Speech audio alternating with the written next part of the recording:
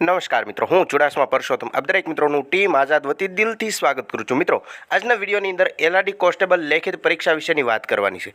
જે આ મિત્રો 15 જૂનના રોજ એટલે કે આ રવિવારના દિવસે એલઆરડી કોન્સ્ટેબલની લેખિત પરીક્ષા યોજાશે। તેમાં કુલ લગભગ 2,48,000 આસપાસ ઉમેદવાર મિત્રો છે તે પરીક્ષા આપશે। તો તેમાં કુલ કેટલા ઉમેદવાર છે તે પુરુષ ઉમેદવાર છે, તદુપરાંત કુલ કેટલી મહિલા ઉમેદવાર છે, તદુપરાંત પરીક્ષા આપનાર તમામ ઉમેદવાર મિત્રો માટે એક ખુશ ખબર પણ છે। આ તમામ વિગત જો તમે પણ જાણવા માંગતા હોય તો વિડીયોને ખાસ કરીને અંત સુધી અવશ્ય જુઓ। સૌથી પહેલાં મિત્રો એલઆરડી કેન્ડિડેટની વાત કરીએ તો એલઆરડી કોન્સ્ટેબલની અંદર ફિઝિકલ પાસ કરેલા તમામ ઉમેદવાર મિત્રોની સંખ્યા જોઈએ તો તમે અહીંયા જોઈ શકો છો કે કુલ કોન્સ્ટેબલની અંદર 2,47,800 જેટલા ઉમેદવાર મિત્રો છે તે ફિઝિકલની અંદર પાસ થયા હતા।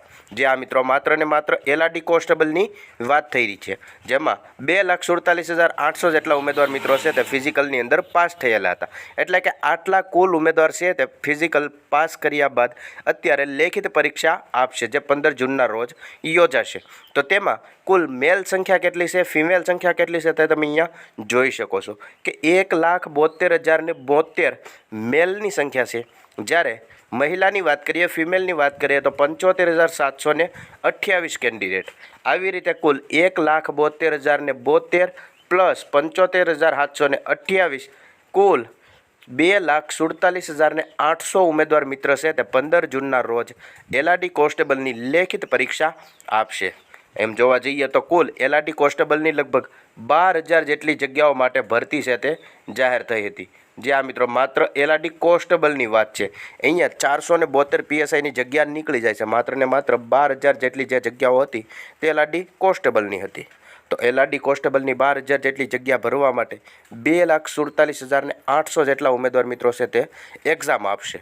તો લગભગ એક જગ્યા ભરવા માટે કુલ 21 જેટલા ઉમેદવારો વચ્ચે કોમ્પિટિશન યોજાશે। જે આ મિત્રો જો 2,47,800 પૂરેપૂરા ઉમેદવાર મિત્રો એક્ઝામ આપશે તો એક જગ્યા ભરવા માટે કુલ 21 જેટલા ઉમેદવાર વચ્ચે કોમ્પિટિશન રહેશે। 21માંથી એક ઉમેદવાર છે તે પાસ થશે, મતલબ કે એક જગ્યા ભરાશે। જે આ મિત્રો આવી રીતે એલઆરડી કોન્સ્ટેબલનો એક્ઝામનો ડેટા જોયો।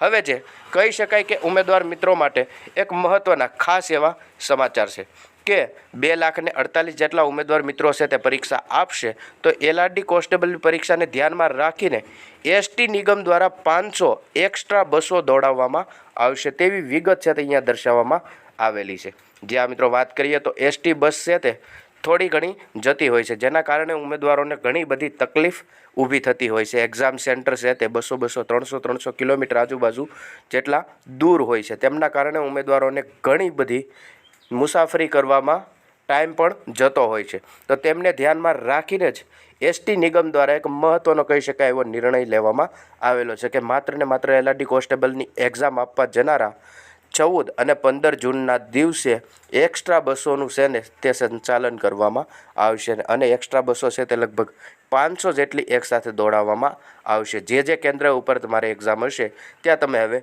ઇઝીલી પહોંચી શકો છો। વાત જોઈએ તો 15 જૂનના રોજ રવિવારે એલઆરડી કોન્સ્ટેબલની લેખિત પરીક્ષા છે। 2,48,000 આજુબાજુ ઉમેદવારો લેખિત પરીક્ષા આપશે। ઉમેદવારોના અતિ ભારે ઘસારાને ધ્યાનમાં રાખીને એસટી નિગમ દ્વારા એક્સ્ટ્રા બસો દોડાવવાનો નિર્ણય પણ લેવાઈ ગયો છે। ગુજરાતમાં પોલીસ ભરતી બોર્ડ દ્વારા 15 જૂને સવારે 9:30થી લઈને 12:30 એવી રીતે 3 કલાકનું પેપર છે। આ પેપર શરૂ થવાનો ટાઈમ છે, પરંતુ રિપોર્ટિંગ ટાઈમ છે તે 7:30નો રહેશે। જે જગ્યાએ તમારે જે કેન્દ્ર ઉપર તમારે એક્ઝામ હોય ત્યાં તમારે 7:30 આસપાસ છે તે તમારી સ્કૂલે પહોંચી જવાનું રહેશે અને તમારી એક્ઝામ છે તે 9:30થી 12:30 એવી રીતે 3 કલાકની રહેશે। ત્યારબાદ લેખિત પરીક્ષાની વાત કરીએ તો અમદાવાદ, વડોદરા, સુરત, રાજકોટ, ગાંધીનગર, આણંદ અને ભાવનગર આટલા કેન્દ્રો ઉપર યોજાશે।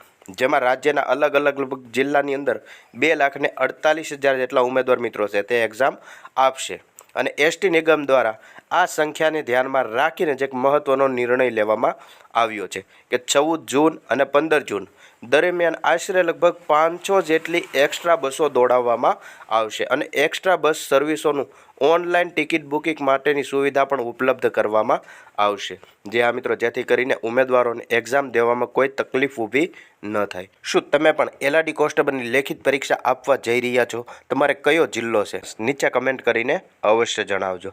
તદુપરાંત આવી નવી માહિતી જોતા રહેવા માટે હમણાં ચેનલને સબસ્ક્રાઈબ જરૂરથી કરી લેજો.